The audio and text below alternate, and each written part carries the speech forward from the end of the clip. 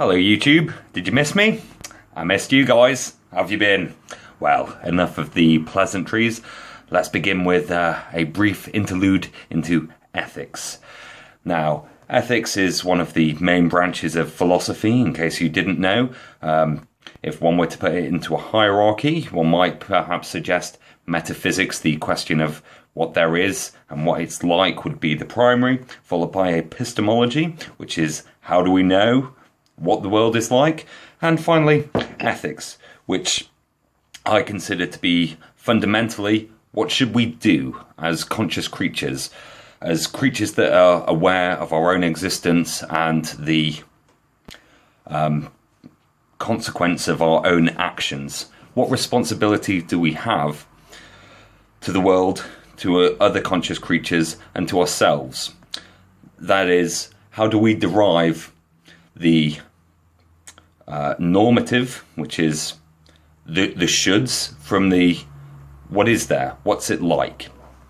Now, I've been reading a few books on that, and two that I'm going to reference for you today, which are quite dissimilar, but obviously both very interesting and both reasonably contemporary, are Sam Harris's The Moral Landscape and Rawls's Justice as Fairness.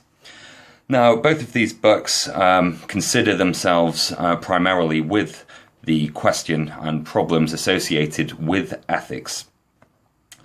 So let's firstly discuss Sam Harris's The Moral Landscape.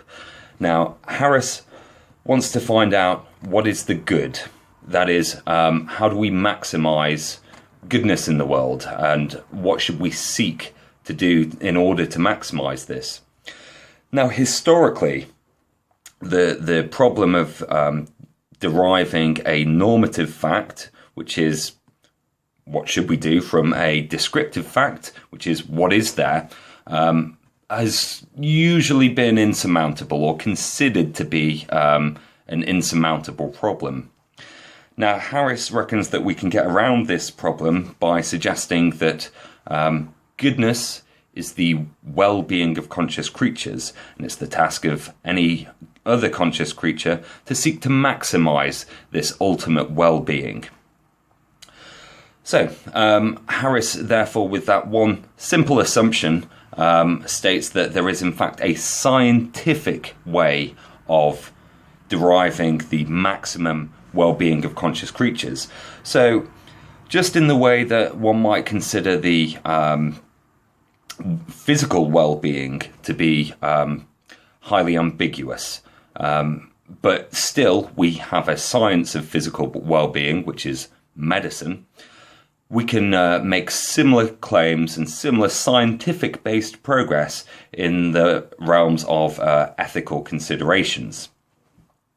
So Harris basically sees moral actions and moral states of affairs as a topological landscape, a multi-dimensional hills and valley, peaks and troughs sort of landscape, where the misery for absolutely everybody would be a trough, and ultimate happiness and well-being would be a peak. And he claims, of course, that there are certain ways to measure the well-being of conscious creatures, to do with happiness indexes and sort of things like that. Now, of course, I do agree with Harris that we can make progress on these things. I agree with him in the respect that we can, for example, say that some cultures, practices, beliefs, and behaviours are not as conducive to the well-being of conscious creatures as others. And for me, this escapes a woolly and defeatist moral relativism that a lot of the left seem to take, which is we cannot judge another culture's practices by our own definition.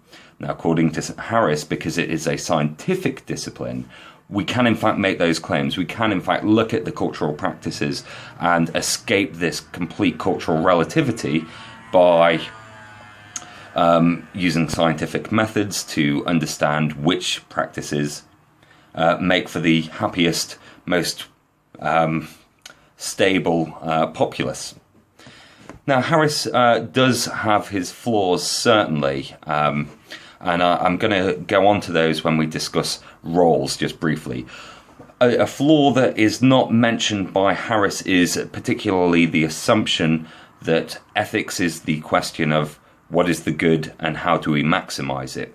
For me, the philosopher Rawls approaches it from a slightly different angle, which I think is a little bit more interesting, although far less practical. So, whilst Harris is trying to use a scientific methodology to ascertain what is the best conditions to maximize the well-being of conscious creatures, Rawls, on the other hand, doesn't see the ethical question as a question of well-being that we can scientifically deduce. Instead, he takes what may be considered a more principled approach. And some of you may have heard of Rawls before. Rawls thinks that we should define our ethical practices on a principled definition where we ascertain which principles in general would lead to the most fairness. Note, fairness and not the well-being of conscious creatures. So do we consider ethics as a simple quest for well-being, or do we think ethics is a little bit more complicated than that and we should seek fairness? Now, if we're seeking fairness, as suggested by Rawls, one way that he suggests we could do this is by psychologically placing ourselves in what he calls the original position, that is, behind a veil of ignorance. Now, the veil of ignorance is to suggest if we were to design a society and come up with the codes, practices and positions in order to maximize the fairness of this society, that would be a just society. So let us suppose that all of us on the YouTube are designing a new world order, and we are trying to arrange the distribution of goods and services, of laws, of prohibitions, etc. Now, Rawls suggests that the best way to do this is if each of us consider ourselves behind this veil of ignorance where none of us know what role we'll be taking. None of us know which goods and services and labour we will be providing and which we'll be receiving. Now, if we were to do this, he suggests, we would minimise any inequality. Not completely eliminate it, but we would minimize any inequality, because all of us are self-interested agents. None of us would want to end up in the lowest rank in society. Now, my problem here with Rawls is, of course, it might be very well and good to infer that those particular conditions would lead to a fair and just society. However, it is so psychologically and metaphysically impossible for such a situation to occur that I don't know if we can even consider it a valid philosophical argument, because not only does Rawls suggest that our position within the society would be unknown to us in the original position, but he also suggests that to make it fair, our own psychological predispositions and capacities would be unknown to us. That is to say, I wouldn't know if I was good at X or Y or Z. However, it would be impossible for me to negate any self-knowledge that I have and to put myself in this original position. Now, I've already rambled on quite a lot and I've not even got to the crux of what I wanted to say, but I think I might as well wrap it up there. So my question to you, YouTubers, is which ethical approach do you think is more likely and which is more conducive to a moral and ethical society?